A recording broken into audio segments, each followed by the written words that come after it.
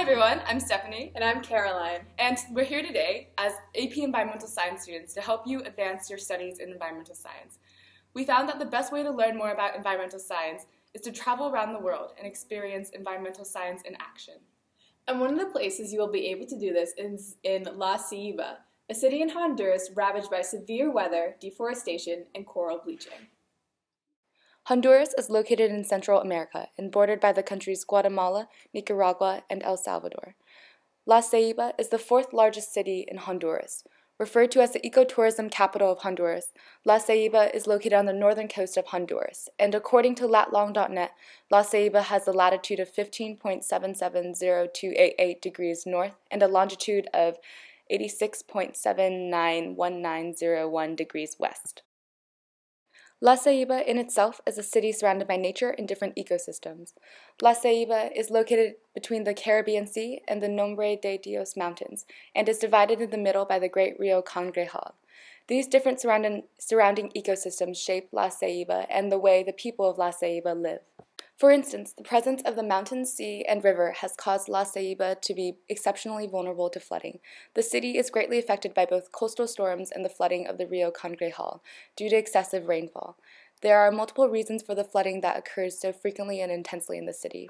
The absence of a stormwater drainage system in the city, the susceptibility of the Rio Cangrejal to major flooding, and the major rainfall and storm surges all contribute to the severe flooding characteristic of La Ceiba. Since the city is found on the shore of Honduras by the Caribbean Sea, the flooding in La Ceiba has been exacerbated by increasingly pronounced global climate change. Global climate change has already led to a rise in sea level, more coastal storms, and more intense flooding of the Rio Cangrejal. La Ceiba, along with the rest of Honduras, has been the subject of severe weather events in recent years, partly because of the impact climate change has had on its environment. Honduras is especially vulnerable to heavy rainfall because of its location between the Atlantic and Pacific Oceans.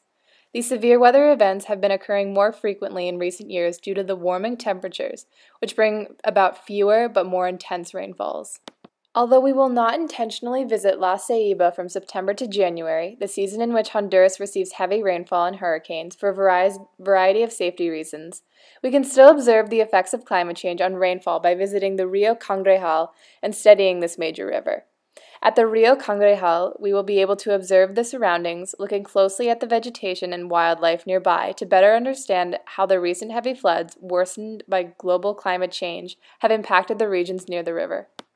Floods, hurricanes, tropical storms, and rainfall-triggered landslides have caused considerable damage to the country. According to the Climate Risk Index, Honduras was deemed the country most affected by climate change from 1994 to 2013. On average, Honduras has over 300 deaths per year related to severe weather circumstances. Both the agriculture and housing industries have been greatly affected by the severe weather. Honduras simply does not have the monetary means to address the damages from storms and other severe weather. The rainfall-induced landslides, in particular, have had serious effects on Hondurans, because the landslides often cause considerable damage to flimsy houses and shantytowns, especially when the residences are located on hillsides. Severe weather events are not the only factors that have negatively impacted Honduras' environment. During the past few decades, Honduras has suffered from widespread deforestation. In fact, according to Rainforest Alliance, Honduras has seen a 37% decrease in forest cover within only 15 years, from 1990 to 2005. Fuel wood, or wood from Honduras' forests, accounts for 65% of the country's energy.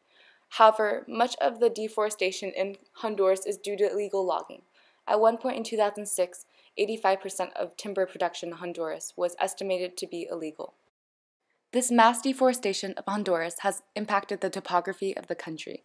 Deforestation affects the entirety of a functional forest ecosystem. For instance, the organic matter covering the forest floor plays a large role in nutrient cycling and in slowing down rain to help the soils retain water. Without a functional forest ecosystem, as in the case of a cleared forest, that organic matter is no longer available to slow rainfall and better saturate the soils. Instead, in cleared forests, rain is more likely to run off and erode the soil. And especially since Honduras is vulnerable to severe weather and storms, a significant reduction in functional forest ecosystems makes the deforested areas more susceptible to nutrient runoff and erosion. For example, when Hurricane Mitch, a Category 5 storm, hit Honduras in 1998, regions with significant deforestation experienced serious mudslides. In our stay at La Ceiba, we will be traveling south to visit the Pico Bonito National Park nearby. Pico Bonito National Park is the second largest national park in Honduras. The center of Pico Bonito has remained generally undisturbed, but buffer zones surrounding the national park experience deforestation since these areas are often privately owned lands.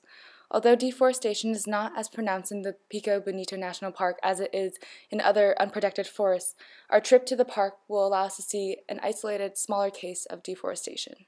If you travel past the northern coastline near the Bay Islands, you'll come across the Mesoamerican Reef, the second largest barrier reef in the world. Located in the Caribbean Sea, the Mesoamerican Reef is around 700 miles long and lies off the coast of Honduras, Mexico, Belize, and Guatemala. The reef itself is a scenic tourist destination, home to multiple types of coral and hundreds of fish species. However, the beauty of this reef is slowly fading, as the corals have been subjected to coral bleaching, which is dangerous and potentially fatal to corals. Coral bleaching can occur when waters become warm or polluted, causing corals to expel the algae living within them. These photosynthetic algae provide the coral with photosynthetic products such as sugars, and the coral in turn enclose and protect the algae.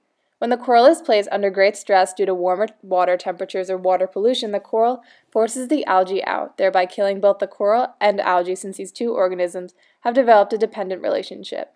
The rising temperature of the waters of the Mesoamerican Reef is largely due to global climate change, which has also contributed to the rise in sea levels, coastal flooding, and erosion of shorelines.